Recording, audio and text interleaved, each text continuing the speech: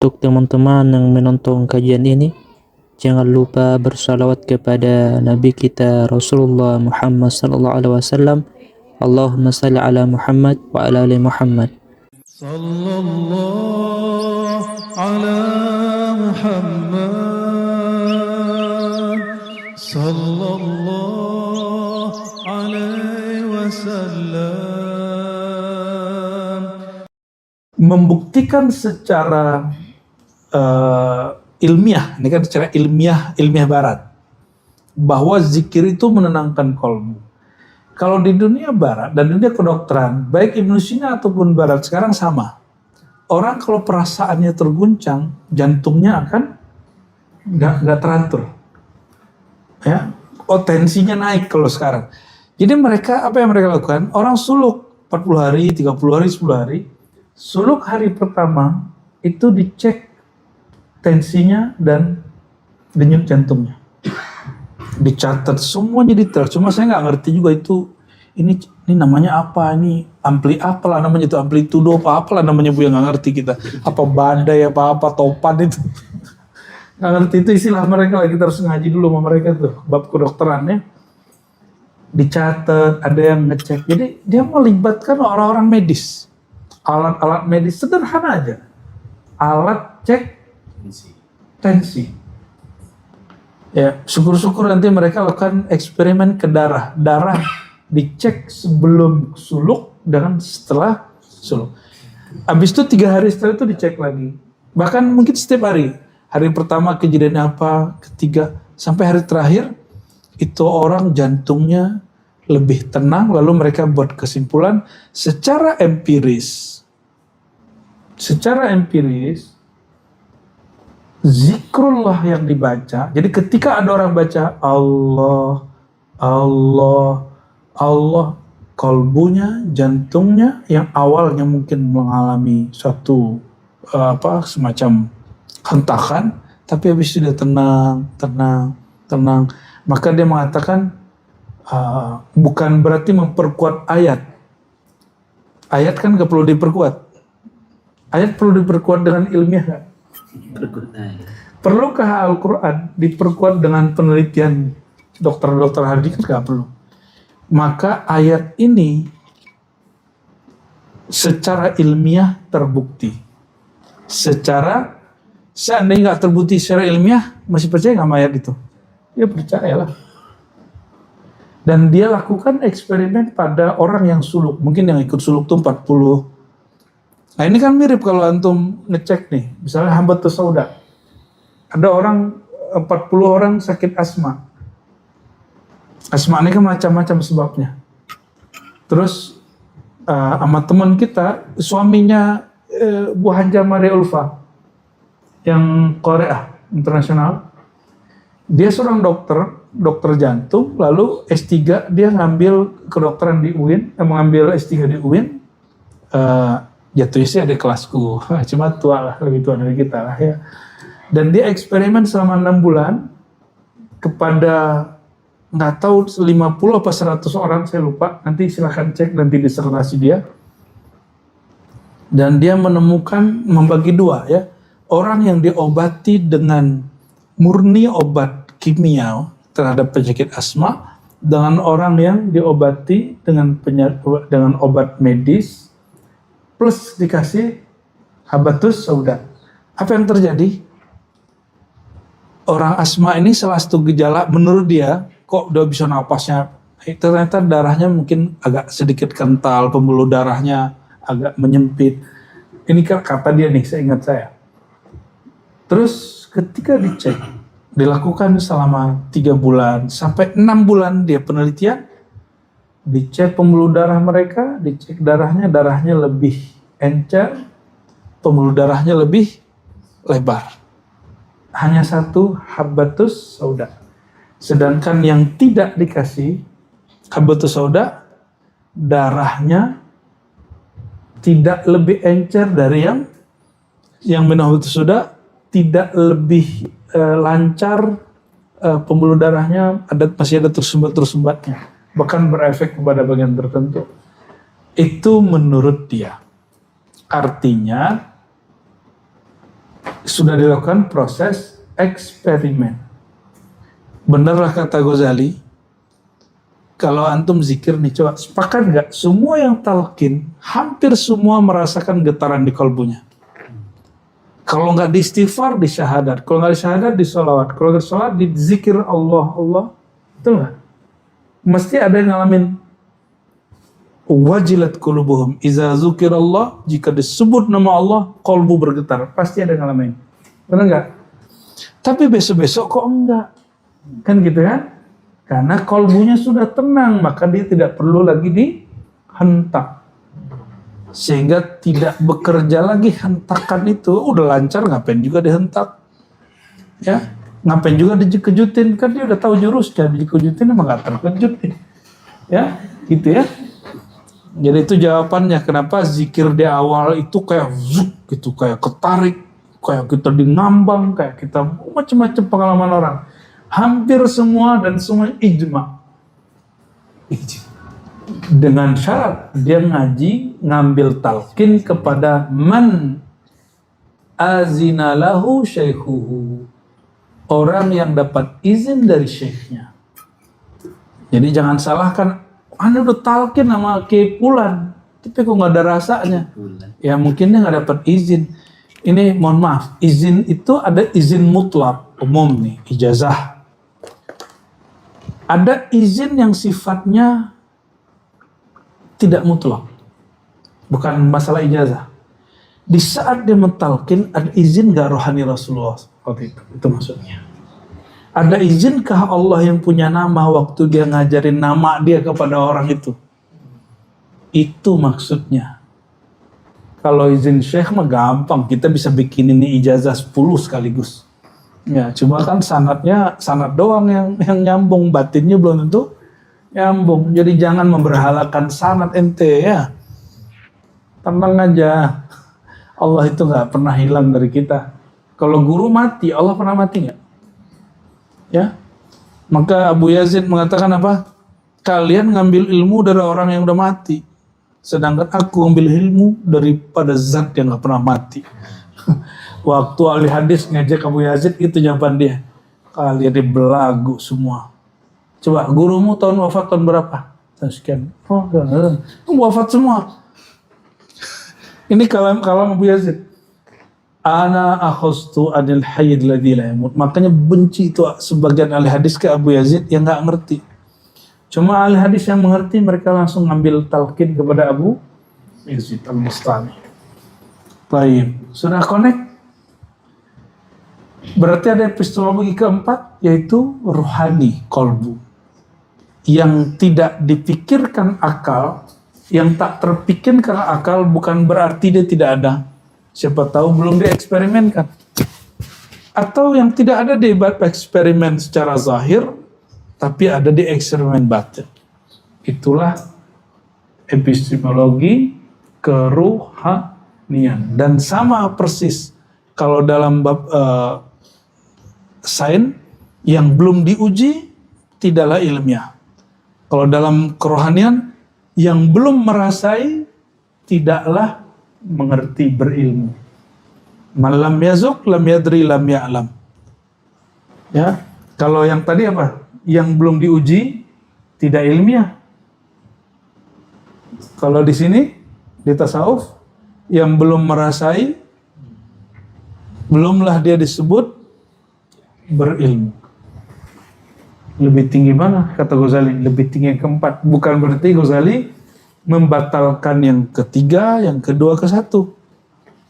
Jadi ilmiah dalam ajaran Islam, dalam filsafat Islam, dalam keilmuan Islam bukan hanya dua, bukan hanya empirik dan rasio, ya.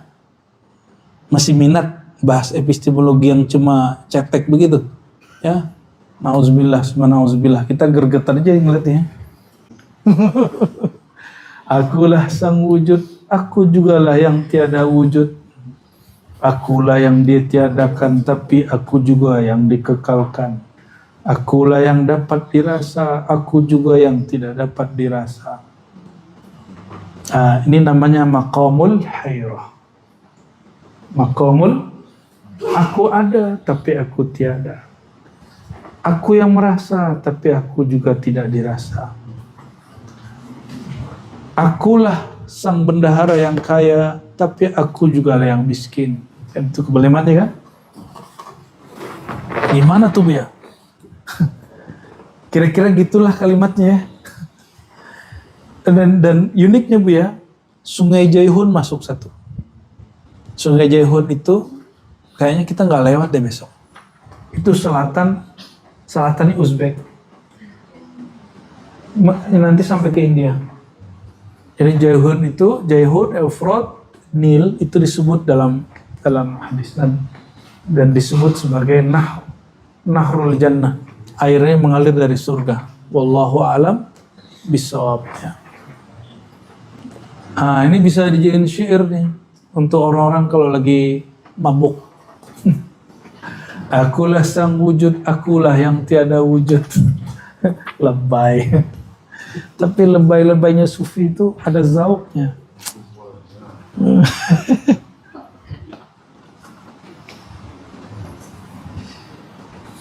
Huwa jauharun lahu ardan wa zatun laha wasfan. Wa yatun dhalikal jauhar ilmun wa quwa. Ilmun fa imma alim hakim jariyun fi anabi al-quwa fa kharaja ala shaklin thulathi al-quwa wa imma qawin tarashahtu bi'ulumin hakamtuha faraqabtu al-basita ala sulusi huwiyatiha in qultu al-ilmu aslun fal-quwa far'un aw qultu al-quwa ardun fal-ilmu zar'un. Jadi beliau mengatakan bahwa ilmu itu adalah asal, sedangkan energi itu adalah cabang. Jadi kapan orang mulai semangat? Kalau dia punya ilmunya. Dulu kita mengira adab dulu baru ilmu. Ternyata orang bisa beradab mesti berilmu. Tapi guru kita mengatakan belajar ilmu adab dulu baru belajar ilmu alat. Nah, ini banyak yang salah paham, dikira belajar adab dulu baru belajar ilmu. Bukan begitu. Belajar ilmu adab dulu baru beradab. Belajar ilmu adab dulu baru belajar ilmu alat. Bukan kemudian orang suruh nunduk tapi nggak tahu ilmunya, nggak. Atau boleh dikatakan al-quwa ardun, kekuatan itu adalah bumi, ilmu itu adalah tanamannya. Wa hadzal ilmu ilmani, ilmu ini ada dua, ilmu tasawuf itu ada dua, ilmun qauli wa ilmun amali. Maka kita dari awal dulu sudah mengatakan tasawuf yang dianut dari tasawuf Ahlus Sunnah wal Jamaah. Apa detailnya? Tasawuf itu ada nazari, ilmi, nazari. Jadi ilmi, nazari. Dan yang kedua ada zauqi, amali. Zauqi, amali. Nah, kita insya Allah menggabungkan itu. Pertama apa? Ilmi, nazari. Tolong ingat nanti kalau ada orang nanya tasawuf ribat itu gimana? Ilmi, nazari, zauqi, amali. Nggak hanya zauk doang, amalnya juga ada. Nggak hanya teori-teori doang, baca kita doang, ada talqinnya, ada maulidnya, ada suluknya, ada riyadhahnya, ada mujahadahnya. Tidak mujahadah aja, nggak hanya suluk-suluk doang, nggak ada kajiannya. Ada kajiannya. Masa suruh orang suluk tapi nggak tahu ilmunya? Suruh orang riyadhah nggak tahu adabnya, nggak tahu rahasia-rahasianya. Ya. Jadi kita insya Allah mempertahankan ini yang dihidupkan Imam Ghazali di kitab Ihya Ulumuddin. Kita tidak menyalahkan ulama dulu yang mengatakan, udah kamu beramal aja dulu, banyak tanya. Kita nggak nyalahin, itu metode yang diterima.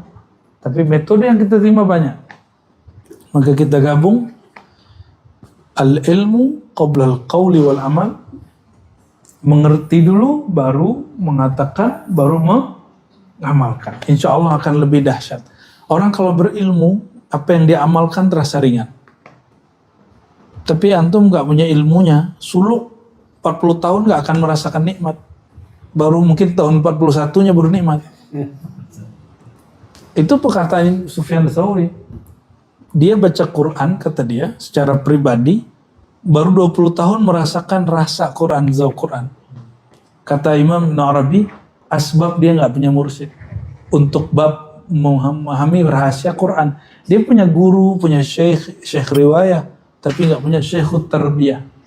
Ini kritik Ibn Arabi. Ulama ngeritik ulama kan boleh-boleh aja. Ya, itu kerjanya keras. Kalau Buya Al-Domi lebih gawat lagi. Kan ada yang mengatakan Profesor Dr. Quraish Shihab tidak, bukan ahli tafsir tuh. Singa aja tuh ya. Kata Dr. Al-Domi, mahasiswa nanya, kata si Fulan, Profesor Dr. Quraish Shihab bukan ahli tafsir. Jawaban Dr. Al-Domi apa? Dia doktornya di mana tuh yang ngomong? Oh, dia nggak doktor, Pak, dosen. Ya udah, S2-nya magisteri di mana? Dia nggak S2. S1 di mana? Nggak tahu. Sudah, yaudah, uskut katanya. Orang profesor doktor beda tafsir sama ente, terus dianggap dia nggak ahli tafsir, kan kurang ajar namanya.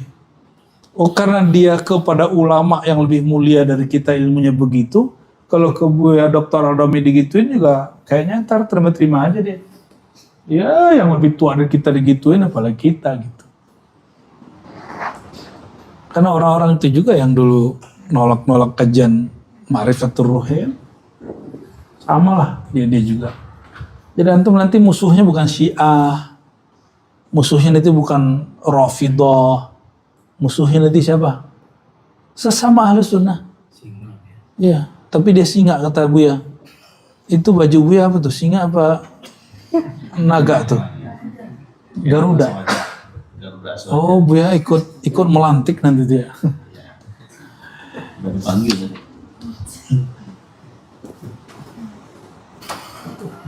Hazal ilmu ilman, ilmu ini dua, ilmun qauliyun wa ilmun amali.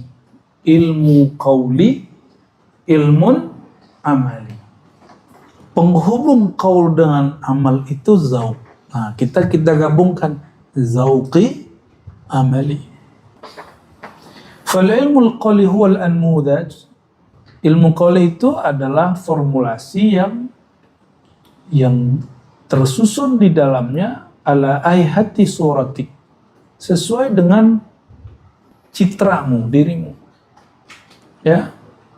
Yang nanti akan menanggalkan keakuan suratik, ya. Wal ilmul amali, dan ilmu amali itu adalah hikmah yang dengannya yahtadil hakim, yang mendapat petunjuk seorang yang bijak ilal intifa' bi ilmi, agar dia mengambil faedah dari ilmunya, bermanfaat ilmunya untuk dirinya. Wa yablughu bihal amir ilal ikhtira' bi hukmihi. Seperti seorang amir supaya hukumnya dapat diterapkan. Nah, orang yang proses dia menerapkan undang-undang yang dia keluarkan, itulah yang disebut ilmu amali. Maka ini PR kita nih Buya, kebanyakan tarekat itu terpisah ini. Ada tempat suluk ngajinya nggak ada, belajar ma'rifatnya nggak ada. Ada orang ngaji ma'rifat tapi suluknya nggak ada. Nanti masing-masing saling menjatuhkan dua kelompok ini, dan ini nggak baik. Kata kelompok yang suluk-suluk mulu, apa tuh? Ini buka aja ya. Yang suluk kan Naqsyabandi, yang suka ngaji ma'rifat Syatari. Apa kata orang Naqsyabandi ke Syatari? Apa tuh Syatari? Ngemeng-ngemeng doang katanya. Dijawab sama orang Syatari, apa tuh suluk-suluk? Kita mah suluk di pasar katanya. Kalau suluk di kamar mah, disuluk di surau ya pasti ente soleh. Aneh suluk di pasar katanya, lebih keren. Nah, dijawab lagi sama orang suluk, kita aja suluk di kamar gak beres, masa ente di pasar beres, sombong bener. Umur jawab begitu terus. Ini gak boleh diteruskan. Yang begini gak boleh diteruskan. Mesti kita lerai. Fa aslihu baina akhawaikum. Ya, kita kan saudara, ya kita juga ngambil Syatari kok. Juga Naqsyabandi kok. Dan kita gak melihat perbedaan itu sebagai perbedaan yang substansif ya. Oke, lanjut. Wahadhil quwa aidan qisman. Potensi ini, kekuatan ini juga dua. Kekuatan jumali tafsili. Umum, khusus. Amul maksus kalau di usul fikih ya. Syaratnya apa? Isti'dan min husnil mizah. Mizah apa mizaj? Azunu mizaj. لا مزاج يعني مزاج لا هذا أظن خطأ kayaknya salah cetak kali. Mizah kan candaan. Kalau mizaj baru cocok dengan yang tadi. Coba dibenerin Bu ya. In lam ukhti hadha mizaj wa laysa mizah. Ya, itu bukan mizah tapi mizaj. Apa itu syarat kalau orang membangun kekuatan yang umum ataupun khusus? Yaitu isti'dad, kesiapan dari membaguskan wadah. Mizaj itu kan subjek, tempat atau tubuh atau formulasi yang kemudian bisa mewadahi. Ya, kalau mizah nggak cocok. Ya, tolong dikasih titik ya. Kalau mizah kan canda, bagus candaannya. Wah, kalau itu Pak Tabah itu kayaknya itu. Sama Faiz. Mana dia itu Faiz? Najis. Najis. Nanya sama Faiz. Astaghfirullahaladzim. Ishkulta. Wastiqamatul usul. Wastiqamatul. Dan berusaha menegakkan hal yang pokok. Bukan pokok bahasa Malaysia ini. Pokok bahasa kan pohonnya. Usul itu apa bahasa Melayunya lain apa ya? Usul. Pangkal. Ya. Prinsip dasar. Wa kamalul fi'li, syarat ketiganya, jadi syarat pertama isti'dad, kedua istiqamatul usul, yang ketiga kamalul fi'l. Praktek perbuatan yang lengkap, ma'asihatil manqul, dengan riwayat yang sahih. Ini yang dimaksud mesti dalilnya empirik valid. Jadi benar juga lah, tapi nggak lengkap. Wa quwa jumali takhyili. Ada yang kedua, kekuatan yang dia global tapi takhyili. Sifatnya tidak materi. Takhyili ini secara harfiah khayal. Ini kan ada yang datang ke Ribat ingin beratas haluisme. Kita tanya, ente buat istilah ini dari mana? Karena halu itu istilah, isme istilah. Itu kalau digabung mesti buat disertasi dulu, tapi dia nggak punya. Main buat istilah aja. Karena dia nggak punya dasar ilmiah dan nggak punya definisi, maka semua orang yang mengalami pengalaman rohani disebut halu. Ya, kalau begitu Nabi Muhammad bagi dia nanti halu itu. Karena Nabi Muhammad orang paling halus sejati nanti bagi dia. Ya, Nabi Muhammad duduk di sini udah lihat kemana-mana. Jawabannya itu mah Nabi. Ya, kan sama, karena ente nggak punya konsep, nggak punya definisi. Definisi dong halu itu apa? Apa itu halu? Nah, ini perhatiin. Di sini nanti ada khayali. Nah, ini mau diloncat aja langsung, biar tahu ilmunya langsung. Enggak, biar langsung masuk ke bab khayali. Jadi khayali itu di dalam ilmu filsafat dan tasawuf itu mirip sekali. Ada kelas-kelasnya. Tanpa khayal, dapatkah orang membangun sebuah peradaban, misalnya peradaban fisik aja. Misalnya bikin dulu membayangkan bisa naik pesawat. Itu kalau nggak pakai khayal bisa nggak? Mesti berkhayal dulu. Imajinasi. Ya, berimajinasi dulu. Khayal itu ada yang berkait dengan alam empirik, ada yang berkait dengan alam akal, ada yang berkait dengan dunia terapan, ada yang berkait dengan dunia rasa. Terus yang kalau yang disebut halu apa? Itu disebut khayali hissi. Di bawah dari khayali empirik itu hissi, dia berkait dengan empirik tapi kemudian dicampur adukan dengan imajinasi yang tidak pas. Itu disebut dengan khayali hissi. Ya. Nggak mau dilancat ya? Takut kalau dilancat nanggung. Ini ada di sini. Ya, ya udah kita lanjut dulu deh. Ya. Jadi orang semua ilmuwan berkhayali nggak? Ya, maka dalam dunia filsafat Barat modern, saya nggak tahu masih begitu tidak, atau saya yang salah paham, nanti tolong ditegur. Jadi coba kebenaran sains dengan mitologi sains itu ada ya? Mitologi sains. Ada mitologi sains. Mitologi sains itu ketika hasil penelitian itu dianggap sakral, nggak boleh lagi diganggu gugat. Itu orang sudah memitologikan dia. Itu nanti nggak ada bedanya dengan larangan duduk di depan tangga gitu, larangan potong kuku di malam hari. Itu kan dianggap mitos oleh mereka. Dan dokter-dokter modern hari ini menganggap orang-orang pakar herbal itu orang-orang mitos. Padahal lebih mitologi dokter hari ini. Bagi dia kalau obat ini mesti ini, nggak boleh yang lain. Itu mitos loh. Dalam dunia filsafat, ketika kita sudah narok dia di tempat yang sangat luhur, suci, nggak bisa diapa-apain, itu udah mitos sudah.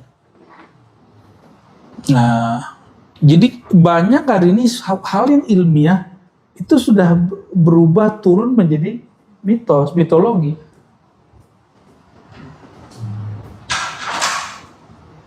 Udah kejadian? Ya, udah kejadian sekarang? Udah mulai kejadian. Ya. Ada juga yang mengartikan mitos itu segala sesuatu yang imateri. Segala sesuatu yang imateri itu mitos. Itu boleh berendah lagi, itu kelompok materialis lah itu hari ini.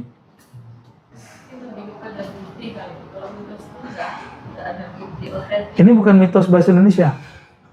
Mitos dalam bahasa filsafat. Mitos dalam bahasa filsafat adalah sesuatu yang imateri. Itu secara umum. Ya. Kalau bagi saya, mitos itu dengan berdasarkan yang tadi ya, segala sesuatu yang antum sakralkan, padahal dia belum tentu sakral. Mau dia barang ilmiah kek, mau dia barang yang antum sebut imaniah, ya agama itu benar. Tapi kalau antum memahami agama belum tentu benar. Keyakinan saya terhadap Islam itu belum tentu hak seperti haknya al-Islam itu. Al-Islam hak nggak? Agama hak. Tapi pemahaman saya terhadap agama hak ini belum tentu hak kan? Sama. Sama-sama makom ikhlas. Tapi kan beda-beda dapatnya. Sama-sama merasakan wajilat qulubuhum, hati bergetar, itu beda-beda loh rasanya. Kira-kira begitu. Tapi kalau orang sudah bayangkan talqin itu nanti harus bergetar, itu jadi mitos dia. Ya. Kalau ikut tarekat nanti bisa ngeliat aneh-aneh, itu sudah memitoskan tarekat. Gitu ya. Enggak, kita enggak begitu. Ini sampai hari ini masih normal aja nih bilangnya. Bahkan mungkin orang ribat paling normal ya beliau bertiga ini. Paling enggak halu gitu saya lihat. Justru kalau ada yang halu langsung halu gitu. Paling ngerti halu. Ya, alhamdulillahirabbil alamin.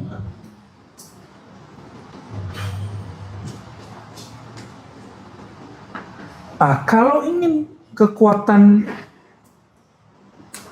khayali, ya, khayali yang nggak benar tadi apa? Khayali isi ke bawah itu dia belum diverifikasi, belum diuji dengan akal, belum disentuh oleh kerohanian, maka khayali hisi ini kita nggak masuk. Berarti khayalinya para arsitek masuk ke akli. Khayalinya para peneliti di lab itu khayali tajribi, eksperimen. Ya, termasuk orang yang bikin, mohon maaf, alat-alat militer itu khayalinya akli tajribi, bukan akli murni. Akal yang kemudian kan mereka tes kan, ini kekuatan ini nuklirnya gimana nih? Ya, kayaknya Indonesia harus punya nuklir juga lebih mungkin dia ya. Wah, nih ada orang nuklir nih. Anda pakai doa aja, bukan orang nuklir soalnya. Kita bisa menuklir kalau orang pakai mulut. Serangan bom hujjah dan dalil. Mana dalilnya? Ini gurunya. Nanti kayaknya ganti konten tuh. Apa? Bukan, nuklir dalil. Nuklirisasi. Ada yang terakhir apa? Zau. Ya. Berarti khayali zauqi. Nah, khayalinya Rasulullah SAW itu zauqi ruhani. Khayalinya kebanyakan aulia dari kolbu ke sir. Kalau dia sampai kepada rohani, dia wali ghaus. Maka Syekh Abdul Qadir Jilani, Sidi Ahmad Tijani, Ar-Rifai, Bahauddin Shah Naqsyabandi, Syazili, Khalwati, Syatiri, itu mereka orang-orang yang tembus kepada khayali ruhi karena mereka waris Muhammadi mutlak di zamannya.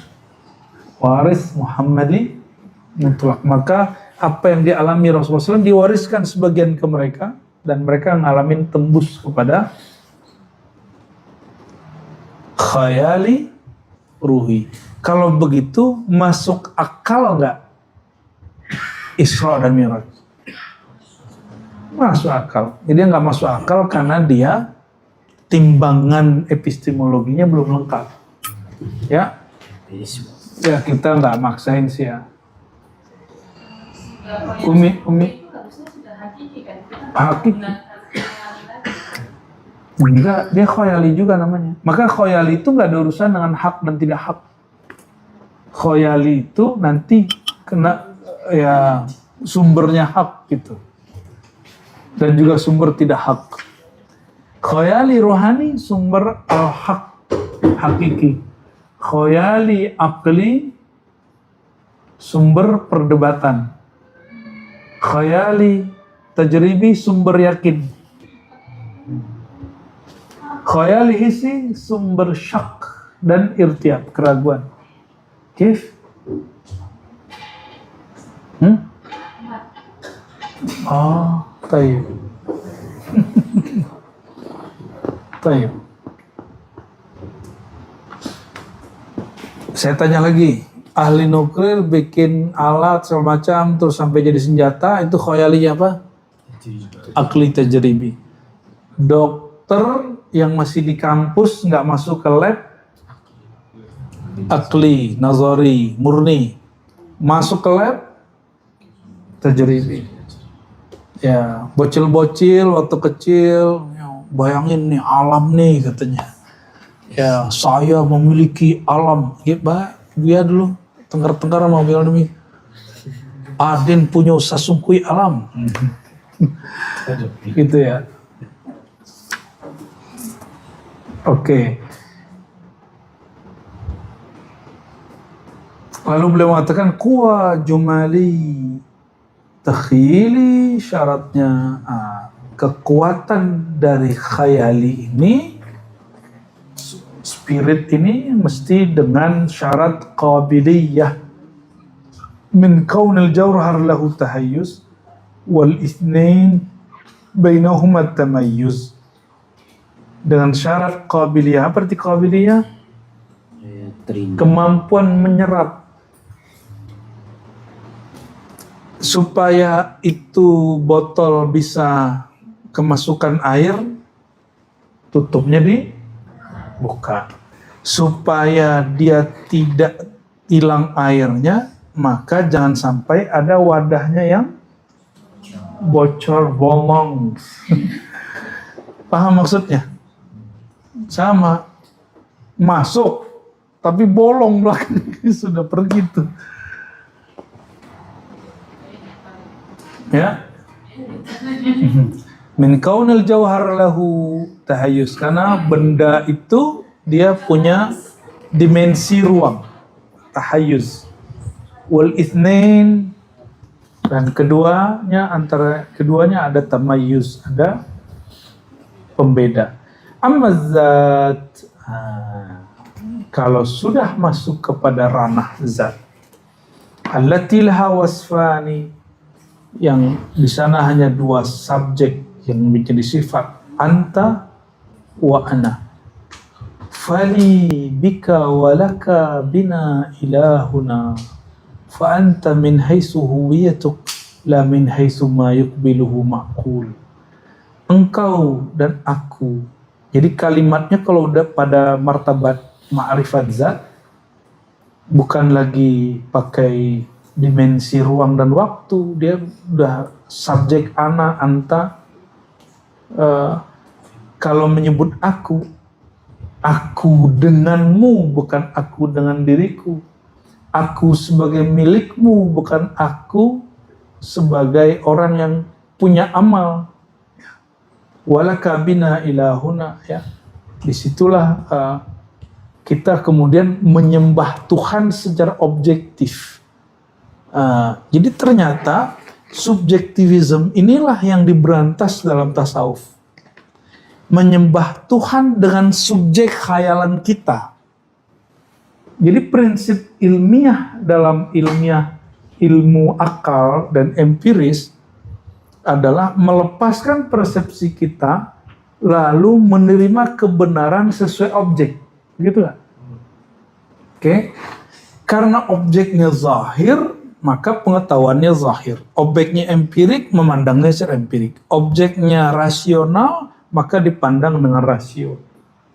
Kalau objeknya adalah Allah yang tidak terberlaku padanya hukum ruang dan waktu, maka persepsi kita yang punya ruang dan waktu ini, yang terbatasi oleh ruang waktu, itu adalah naqsun wa saqmun wa dha'fun wa ajzun. Semua persepsi kita itu tanda ketidaksempurnaan, tanda kita masih belum beres. Jadi menyembah Allah itu, ada orang yang menyembah dengan konsep dia tentang Allah, ada yang dia menyembah Allah sebagaimana Allah mengonsep dirinya. Memandang Allah dengan pandangan kita sebagai hamba, dengan memandang Allah sebagaimana dia memandang dirinya. Beda nggak? Itu maksud beliau. Ngeri juga ya bahasanya. Tapi saya menangkap, karena kita berbicara tentang epistemologi keilmuan, ini penting sekali. Kalau kayak gini tasawuf perlu dipertahankan atau tidak? Menyembah itu kan mengenal toh. Mengenali Allah sebagaimana dia mengenali dirinya. Kalau dalam ilmu kalam kan itu mustahil, Bu ya.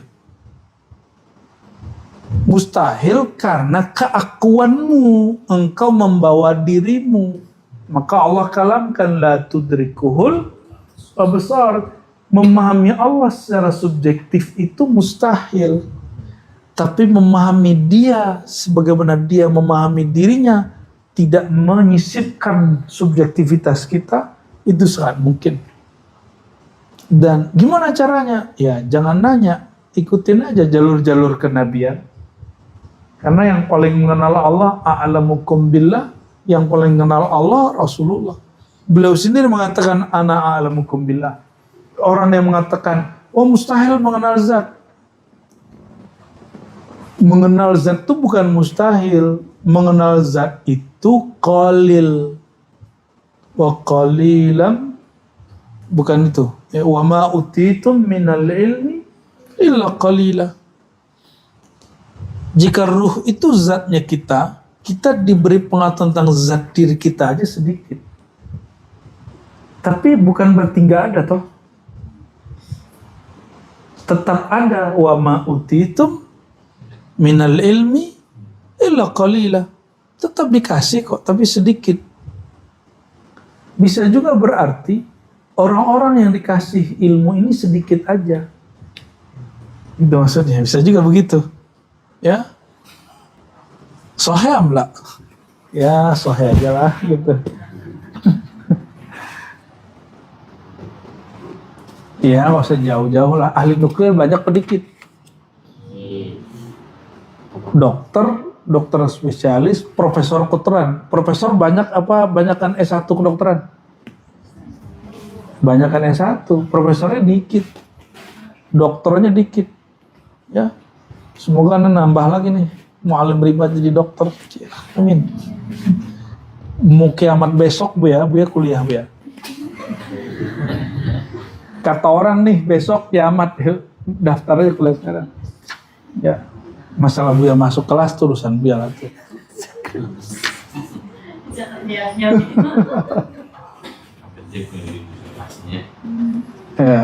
Buya Dr. Aldo nih Buya. Ayo ahsan. Pusing. Apa kata beliau? Dimensi objektivisme kemurnian zat itu fa anta min haitsu huwiyatik. Engkau ya Allah sesuai dengan keesaan engkau menurut diri engkau. La min haitsu ma yuqbilu ma'qul, bukan berdasarkan perspektif rasio kami. Jadi kenapa kita kemudian capek memikirkan Tuhan? Karena kita pikirin pakai ini. Ya, dia bukan bagian ini, bukan dia nggak masuk akal, akal nggak nyampe, yang nyampe ruh. Ruh dapat karena diizinkan. Kalau nggak Nabi nggak berkalam. Anta budallah ka'annaka tarah. Engkau menyembahnya seakan melihatnya. Engkau di situ, engkau siapa? Ini rahasia dia ngomong. Ana anta, ana. Ya. Anta minal awsaf al-abdiyah. Engkau dengan sifat-sifat kehambaanmu. Ana asang aku Tuhan Allah dari sisi hakikatku. La min jihati ma yuqbiluhul ma'kul. Bukan dari aspek yang dipahami akal. Berarti ini bukan membatalkan filsafat dan kalam, tapi justru upgrade, jangan berhenti hanya di filsafat dan kalam. Jadi kita penikmat filsafat kok, kita penikmat kalam, dan kita juga lama ngaji hadis. Hadis itu ilmu empirik loh ya, hisib ya. Dan kita barusan ngaji hadis, Sahih Bukhari lagi, ya. Kan berkah banget tuh ya, berkah apa belagu ya. Bisyarah pakai bahasa Arab lagi, aneh-aneh aja Buya ini. Ana minal awsaf ar-rabbiyah katanya. Sang aku dari sisi ketuhanannya sebagai pencipta. Fahuwal musyar ilahi bizat. Inilah yang diisyaratkan dengan zat. Wa ana sang aku Allah itu min jihati inniyati. Dari sisi keakuan aku ketika Allah mengatakan innani anallahu la ilaha illa ana. Bi'atibari ma yuqbiluhu ma'qul wa ana min ahkamihu Allah anta min haitsul khaliqah huwal abdu fanzur dhataka in syi'ta bi'tibari ana wa in aradta bi'tibari anta fama thamma ila al-haqiqah kulli fa subhanahu wahdahu la syarika lah. Oke, coba ini maksud dia anak anta tadi jangan salah paham. Engkau sebagai hamba, kehambaanmu itu karena berkait dengan akunya Allah, bukan? Dengan akunya Allah, engkau sang hamba itu nol atau maujud. Berarti keakuannya si hamba zero. Keakuannya Allah maujud, wujud. Apa beda wujud dan maujud sudah dijelaskan di Kifayatul Awam.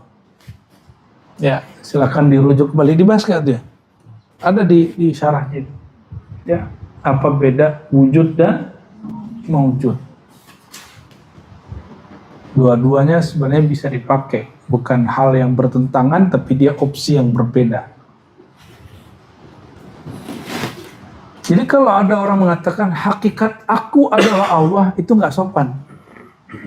Dia harus menyebutkan hakikat kehambaanku itu adalah akunya, rububiyahnya Allah, hakikatnya. Itu masih bisa diterima, tapi harus dijelaskan panjang-panjang. Kalau nggak ada nanti kena ikob dia, kena diat dia, kena dam dia. Sehingga ketika orang-orang yang sedang majzub, yang sedang syatahat mengatakan anallah, akulah Allah, ya pertanggungjawaban dia ngomong begitu panjang. Secara hakikat keakuan si hamba itu keakuannya Allah, karena keakuan hamba tidak ada. Kan Allah wahdahu la, Allah tiada sekutu baginya. Jadi jika disebut akunya Allah, ada nggak akunya si hamba? Jadi jika Syekh Tijani mengatakan atau halas anallah, bukan dia yang bicara, tapi dia dipinjam kalamnya, Allah sedang berbicara. Kan pada hakikatnya akunya Syekh Tijani udah nggak ada, yang ada hakunya Allah. Secara hakikat kita terima-terima aja, tapi urusannya kan Nabi Muhammad sama Syekh Abdul Qadir, Imam Rifai. Kan mereka wali-wali yang tinggi-tinggi itu nggak pernah ngomong begitu. Nabi Muhammad pernah ngomong gitu nggak? Oleh karena itu orang yang mengatakan anallah, la ilaha illana, kata-kata syatahat itu, ini hemat beberapa guru kita nih, yadullu ala adami kamalil wusul ilal musyahadah. Tanda musyahadahnya nggak sempurna. Kemusyahadah yang sempurna Nabi Muhammad SAW, maka beliau dengan mantap sekali selalu mengatakan abdun, aku hamba. Karena aku hamba itu sudah nol, nol itu tetap ada tuh. Tapi dibaca nggak? Nggak dibaca. Kapan dia dibaca? Kalau sang aku yang satu ada di depannya, satu. Maka nolnya baru disebut 10. Ya. Allahumma sholli ala sayyidina Muhammad. Kira-kira begitulah dia. Nah, lalu beliau berdendang lagi di situ. Dendang. Wa'alaika sallallahu ya ha'ul haya, yasin sirrillahi fil insan. Nah, ada sholawat di belakangnya. Coba lihat halaman 20. Sallallahu alaika Allah, salla alaika Allah, ma ghannat ala ma'na tasawirin lahunna ma'ani, wa ala jami'il ali wa sahbi alladhi kanu liddari ad-dini kal-arkani, wal warithina wa man lahu fi sawhikum nabahun walau bil ilmi wal imani. وعليك صلى الله يا حاء الحياة ياسين سر الله في الإنسان. Jadi beliau menjelaskan tentang makna haknya Nabi Muhammad SAW dan yasinnya Nabi Muhammad SAW, bahwa Yasin itu kata beliau adalah sirrullah fil insan, rahasia Allah pada manusia, dan hak itu adalah hayatnya Allah pada diri manusia, dan itu adalah Sayyidina Muhammad sallallahu alaihi wasallam. Nah, ini sedikit lagi biar kita tutupnya enak, biar nggak nanggung ntar. فلما سمعت مقالته وشربت فضلته قلت له أخبرني بأعاجيبك التي وقعت عليها تراكيبك. Tolong ceritakan kepadaku keajaiban yang ada pada struktur hayatmu. Faqala li inni lama sa'idtu jabal at-tur. Ketika aku naik Jabal Tur, syaribtul bahrul masjur, lalu aku meneguk lautan masjur. Bahrul masjur itu air yang ada di balik sesuatu atau di bawah sesuatu atau di atas sesuatu, disebut masjur. Wa qara'tul kitab al-mastur, lalu aku membaca, itu maksudnya ruhani Rasulullah ya, membaca kitab al-mastur. Jadi dia cerita tentang pertemuan rohaninya dengan Rasulullah. Secara epistemologi rohani mungkin karena rohani Rasulullah tidak mati, yang wafat meninggal cuma tubuhnya, rohnya masih hidup. Berarti yang ketemu dengan beliau ini siapa? Ruhnya Syekh Abdul Karim. Mata zahirnya nggak lihat, yang lihat mata batinnya, cuma matanya melek ataupun dipejamkan, itu urusan dia. Lalu qara'tul kitab al-mastur, kata ruhani Rasulullah SAW, aku membaca kitab al-mastur, fa idza huwa ramzun tarakkabat alaihi al-qawanin, di dalamnya tersusun kaidah-kaidah, undang-undang, fama lahu li nafsihi bal huwa lak, itu bukan untuk dirinya tapi bagi engkau, fala yukhrijuka an khabarika ma yasihu an indaka lahu min al-alamat, fataqulu hadza lahu wa hadza li, dan lain sebagainya sampai ke bawah, hanya ingin sekedar mengatakan bahwa ini mirip dengan kitab-kitab pendulu-pendulu beliau, bahwa kitab ini dimulai dengan epistemologi, kasyaf, zauq, qalbi, dan ruhani. Maka kalau ingin membaca kitab ini harus switch, ya, harus ganti segera. Jangan membacanya dengan pola ahli hadis biasa, jangan baca dengan pola ahli kalam filsafat biasa, jangan juga baca dengan terapan ilmu eksak biasa, tapi harus menggunakan instrumen rohani. Jangan hanya instrumen akal, instrumen panca indera, dia nggak nyampe. Ya, maka kalau ada orang bilang nih, kajian Bioaldomi itu nggak ngerti, aneh, nggak jelas tuh mau apa, itu dia nggak pakai instrumen dia yang paling besar Allah kasih, dan itu sayang sekali, ya, sayang sekali. Oleh karenanya para asatis dan teman-teman semua, kita ini nggak bisa memaksa orang untuk memahami apa yang kita pahami, untuk meyakini apa yang kita yakini. Tapi kalau sudah yakin, ya sudah, ya alhamdulillah.